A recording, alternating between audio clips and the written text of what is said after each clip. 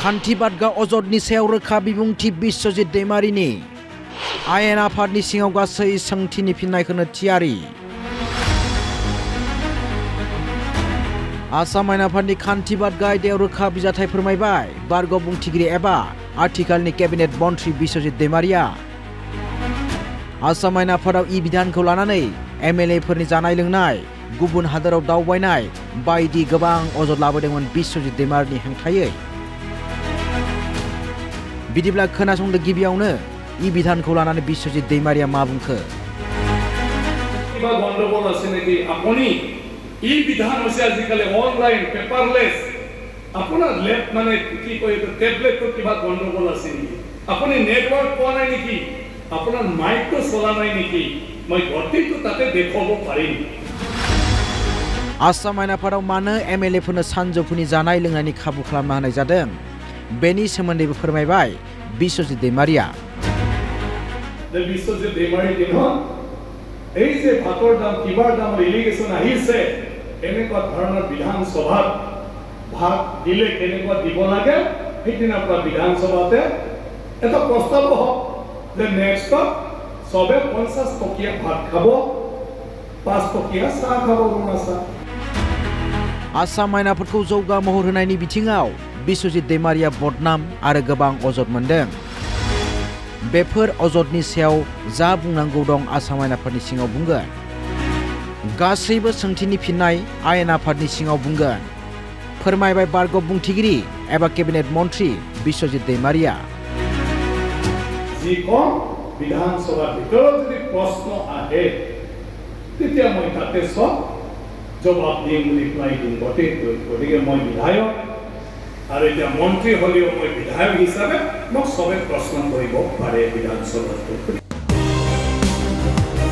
दा बाथ्राया जाबाय सुबुं दारानि सायावबो फोथायनाय गैलाब्ला आयेन आफाद, राष्ट्रपति भवन, गवर्नर हाउस आरो बिजिरसालिनि सायावबो फोथायनाय गैलाब्ला जोंना फोथायना मानिना सोलिनो गोनां मा थाबावगोन। बे गेदेर सोंथि बारग' बुंथिगिरि एबा केबिनेट मन्थ्रि बिश्वजित दैमारिनि। এইটো নিয়ম গণতন্ত্ৰ। গণতন্ত্ৰত যদি বিধানসভাৰ ওপৰত বিশ্বাস নাথাকে, ৰাষ্ট্ৰপতি ভৱনৰ ওপৰত যদি বিশ্বাস নাথাকে, গভৰ্ণৰ হাউচৰ প্ৰতি যদি বিশ্বাস নাথাকে, হাইকোৰ্ট, সুপ্ৰিম কোৰ্ট তাৰ প্ৰতি যদি বিশ্বাস নাথাকে, তেওঁৰ জাষ্টিছটো যদি মানুহে বিশ্বাস নাথাকে, আমাৰ মানি চলিবলৈ থাকে কি?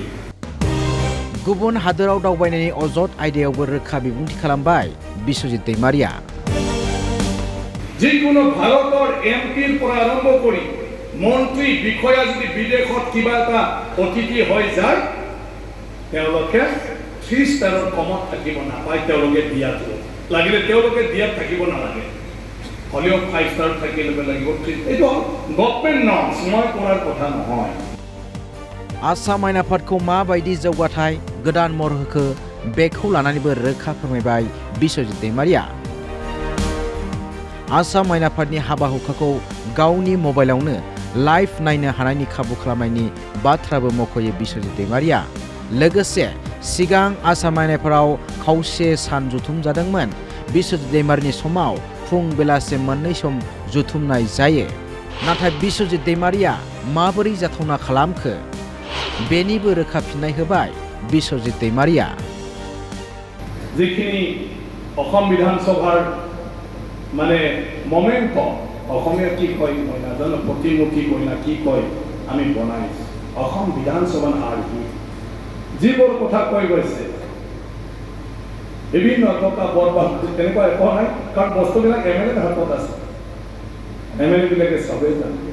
যি লেপটপ বিলাকৰ কথা কৈছে MLA বিলাকৰ হাতত আছে লেপটপটো, তেওঁলোকে ব্যৱহাৰ কৰিছে।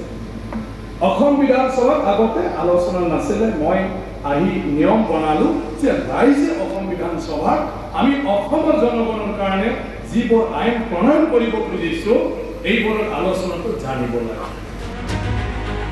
रबिबाराव तामुलपुर विधानसभा बियाबाव गोदानै मन्थ्रि बिबान मोननाय बिश्वजित दैमारिखौ दुंब्रुदै बरायो बियाबनि रायजोफोरा। बेफोर अजदनि सायाव बियाबनि रायजोफोरनि सिगाङाव रोखा फोरमायनानै होयो बारग' बुंथिगिरि एबा केबिनेट मन्थ्रि बिश्वजित दैमारिया। फैगौ आसाम आयेन आफादनि जथुमाव सोंथि दैखाङोब्ला फिननाय होनोबो थियारि होननानै रोखा बिबुंथि खालामबाय बिश्वजित दैमारिया। तामुलपुरनिफ्राय अजय मुसाहारिनि हेफाजाबाव निउज डेस्क रिपर्ट बड' लाइभ 24।